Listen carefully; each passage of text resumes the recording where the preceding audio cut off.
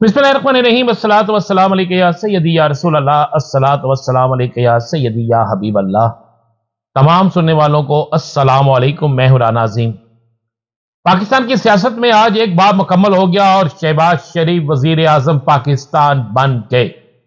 201 vote लेकर वजीर आजम पाकिस्तान बनने वाले मियां मोहम्मद शहबाज शरीफ ने फौरी तौर पर अपनी असम्बली में तकरीर के दौरान अवाम पर पहला बम गिरा दिया।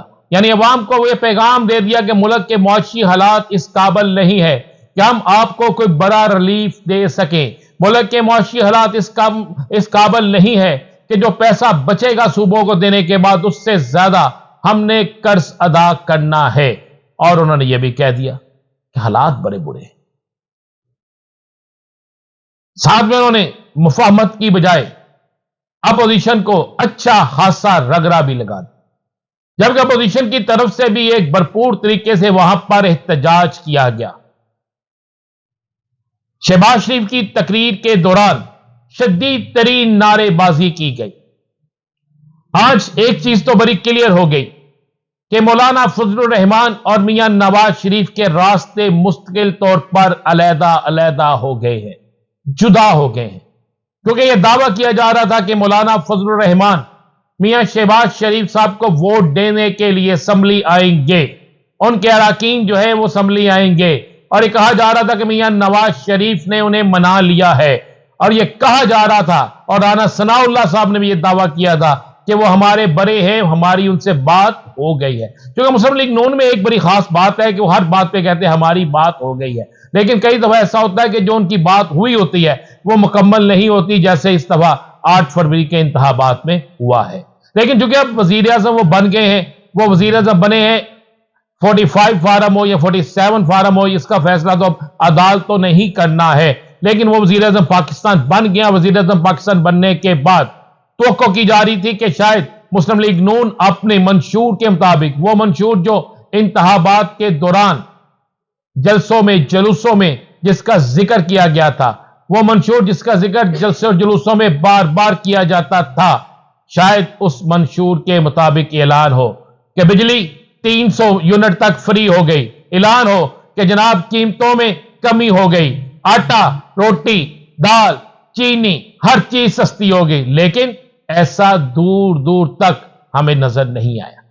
उसकी क्या वजह थी? उसकी वजह यह थी कि अब यह बात तो बिल्कुल क्लियर और वाज़ेह हो गई कि सियासी जमातों के नारे, सियासी जमातों के मंशूर, सियासी जमातों के आवाम से किए गए वादे सिर्फ वोट लेने के लिए होते हैं, सिर्फ वोट लेने के लिए। आज शहबाज शरीफ साहब ने असेंबली में बड़ी धुआंधार तकरीर करते हुए आसिफ अली जरदारी साहब की बहुत सी तारीफ कर दी। आज उन्होंने बिलावल भुट्टो जरदारी साहब की भी तारीफ की। आज उन्होंने मोहतरमा मरियम नवाज शरीफ की भी तारीफ की, मियां नवाज शरीफ की भी तारीफ की, मोहतरमा बेनजीर भुट्टो शहीद की भी तारीफ की, चौधरी शजात हुसैन साहब इसमें सबकी तारीफ की। लेकिन माजी बड़ा सख्त होता है। 1 माह पहले या 1.5 माह पहले ये तारीफें क्यों याद नहीं थी? उस वक्त दोनों की तरफ से एक दूसरे पर तनकीद के तीर क्यों चलाए जाते थे?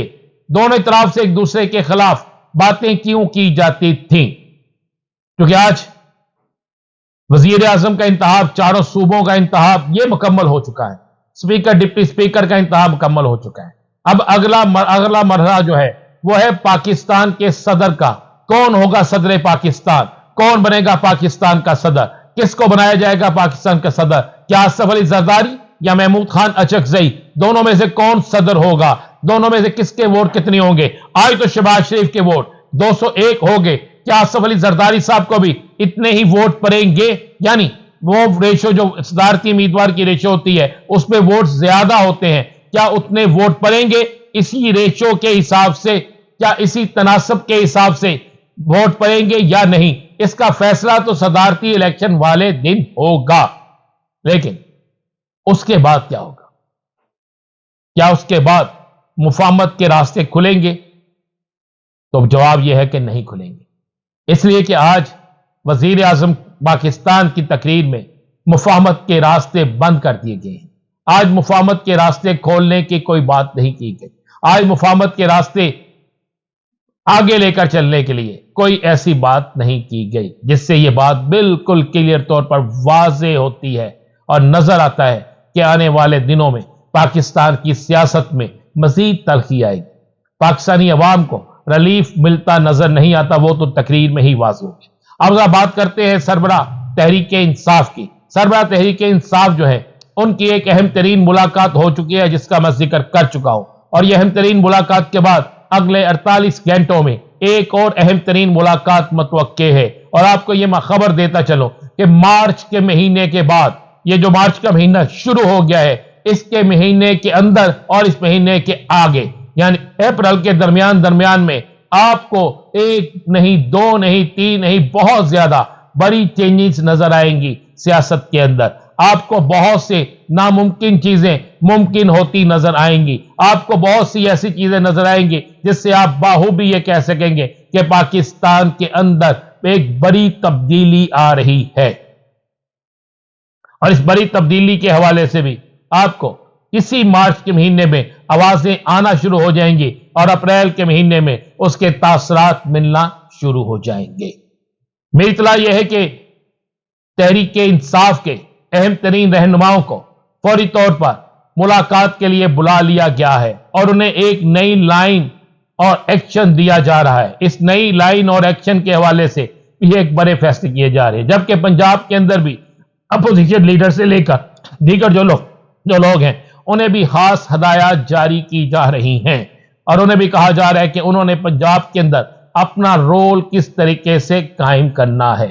ایک اور خبر دیتا چلوں، پنجاب میں رمضان جو بجٹ لے کے آ رہے ہیں، رمضان کے حوالے سے جو ایک یہ لا رہے کہ عوام کو راشن، آٹا، چینی، یہ تمام چیزیں فری دی جائیں گی، اس میں میاں نواز شریف کی تصویر لگنے کے حوالے سے اس معاملے کو چیلنج کرنے کا فیصلہ ہو چکا ہے، اور اس معاملے کو چیلنج کیا جائے گا کہ ایک شخص جو ہے اس کی تصویر کس طرح لگ سکتی ہے، جبکہ پیسے قومی خزانے سے جا رہی ہے، رقم قومی خزانے سے جا رہی ہے، اور قومی خزانے سے جانے والی رقم پر حکومت کا نام تو لکھا جا سکتا ہے، حکومت کے کسی ذمہ دار کا نام تو لکھا جا سکتا ہے، لیکن جو شخص نہ وزیر ہو، نہ وزیر اعظم ہو، نہ وزیر اعلیٰ ہو، اس کی تصویر کس طرح لگ سکتی ہے، اس پر بھی ایک بڑا شکنجہ تیار ہو سکتا ہے۔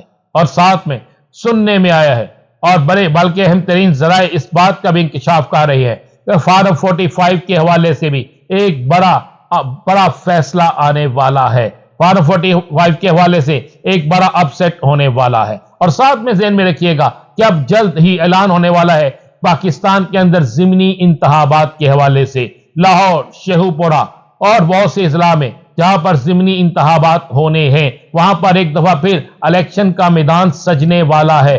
اس الیکشن کے سجنے والے میدان میں ایک بار پھر سخت ترین مخالفین ایک دوسرے کے خلاف سخت ترین جملوں کا استعمال بھی کریں گے، اور اس نیا سجنے والا انتخابی دنگل کون جیتے گا، اس کا فیصلہ بھی آپ کو جلد مل جائے گا۔ اجازت دیجیے، اللہ حافظ۔